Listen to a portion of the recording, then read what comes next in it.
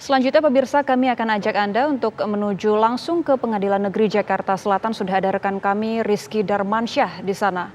Selamat pagi.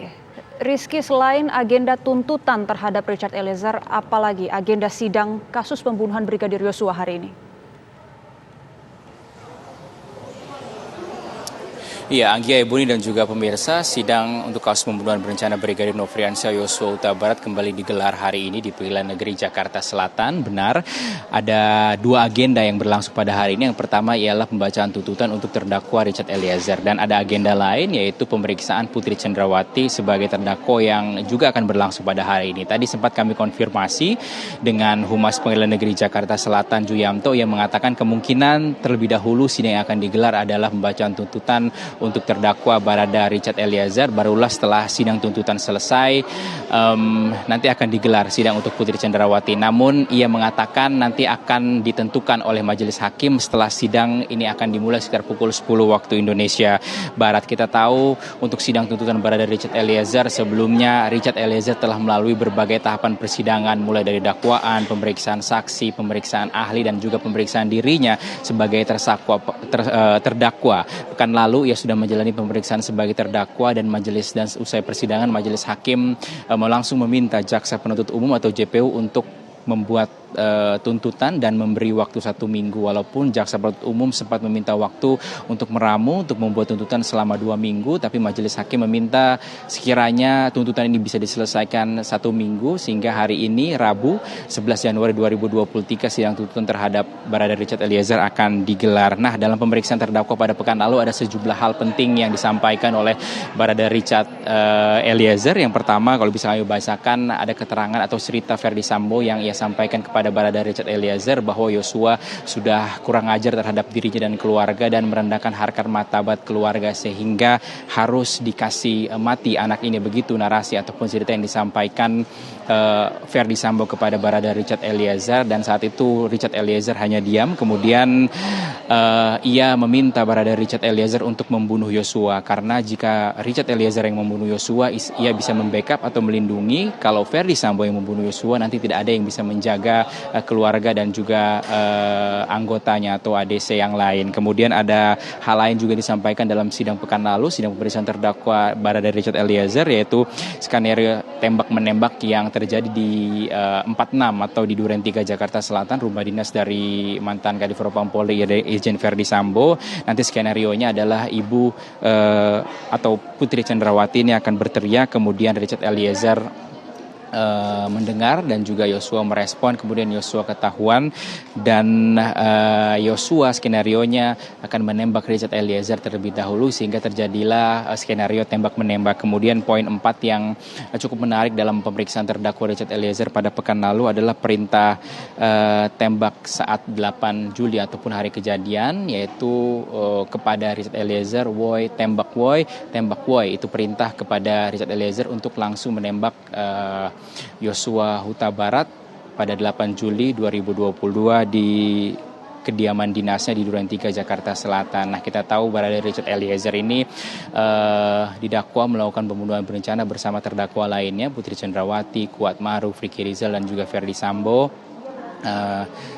Dan dikenakan pasal begitu 340 subsidi 338 dan juga 55 ayat 1. Terdakwa-terdakwa lain juga pemirsa kalau kita lihat sudah menjalani sidang pemeriksaan terdakwa, seperti halnya Ricky Rizal dan juga Kuat Maruf, dan terakhir kemarin adalah mantan Kadif Propam Polri Irjen Ferdi Sambo yang juga sudah menjalani sidang pemeriksaan terdakwa, dan nantinya juga akan dijadwalkan untuk menjalani sidang pembacaan tuntutan. Tentunya kita akan menunggu nanti seperti apa tuntutan yang dibuat oleh jaksa penuntut umum berdasarkan sidang-sidang yang telah dijalankan pada selama ini, pemeriksaan saksi, pemeriksaan ahli. Kita tahu juga sudah sempat dilakukan pemeriksaan setempat, saat itu sudah mengunjungi saguling rumah pribadi dari Ferdi Sambo dan juga rumah dinas atau TKP di Duren 3 Jakarta Selatan. Nah, hari ini juga akan berlangsung pemeriksaan PC sebagai terdakwa kasus pembunuhan berencana Brigadir Nofriansyah Yosua Huta Barat.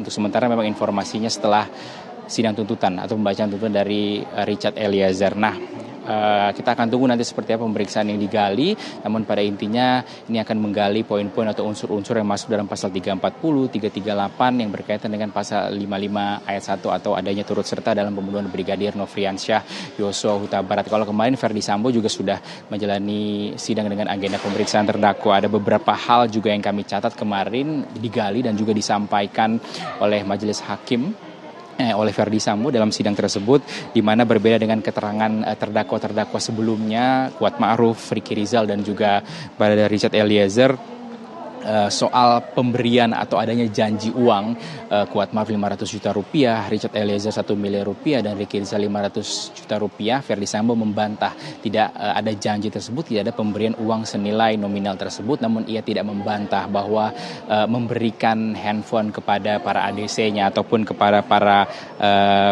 ajudannya. Dan juga Verdi Sambo ini kembali membantah beberapa hal dalam persidangan kemarin. Pemeriksaan terdakwa yang berlangsung di Pengadilan Negeri Jakarta Selatan ini mulai dari pemberian amunisi kepada Barada Richard Eliezer hingga kehadiran Putri Chandrawati di lantai 3 Saguling ketika Sambo memerintahkan Richard untuk membunuh atau menembak Brigadir Nofriansyah Yosua Huta Barat. Dalam sidang kemarin juga majelis hakim kembali mempertanyakan kepada Verdi Sambo ini soal skenario polisi tembak polisi yang dirancang oleh terdakwa Verdi Sambo, dan Verdi Sambo mengungkap skenario tersebut tidak ia rencanakan sebelum kejadian, namun ia membuat skenario tersebut setelah peristiwa penembakan terjadi. Nah, hal ini memang berbeda dengan keterangan dari Barada Richard Eliezer yang mengatakan bahwa memang sudah ada perencanaan, ini sudah direncanakan dengan matang betul, dan ini berlangsung proses perencanaannya di rumah pribadi dari Verdi Sambo di Saguling, Jakarta Selatan. Dan yang juga disampaikan oleh Verdi Sambo pada sidang pemeriksaan terdakwa yang berlangsung kemarin bahwa ia tidak ikut menembak Brigadir Nofriansyah Yosua Huta Barat pada 8 Juli 2022 di rumah Duren 3 Jakarta Selatan. Tentunya kita akan tunggu nanti seperti apa tuntutan yang akan disampaikan oleh Jaksa Penuntut Umum kepada Barada Richard Eliezer. Dan juga kalau terkait penembakan dari Verdi Sambo atau keterlibatan Verdi Sambo yang menembak langsung Brigadir Nofriansyah Yosua, juga ini bisa kita lihat dari keterangan-keterangan terdakwa lainnya. Ada 2 keterangan terdakwa yang mengaku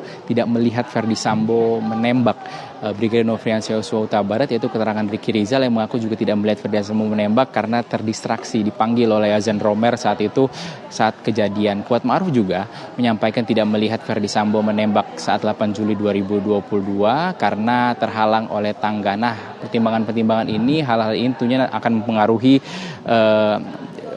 tuntutan yang akan dibuat oleh Jaksa Penuntut Umum di Pengadilan Negeri Jakarta Selatan. Kita akan sama-sama menyaksikan seperti apa nanti jalannya persidangan dengan 2 agenda hari ini. Pertama tuntutan, dan kedua nanti ada pemeriksaan terdakwa untuk terdakwa Putri Chandrawati, istri dari Verdi Sambo. Boni.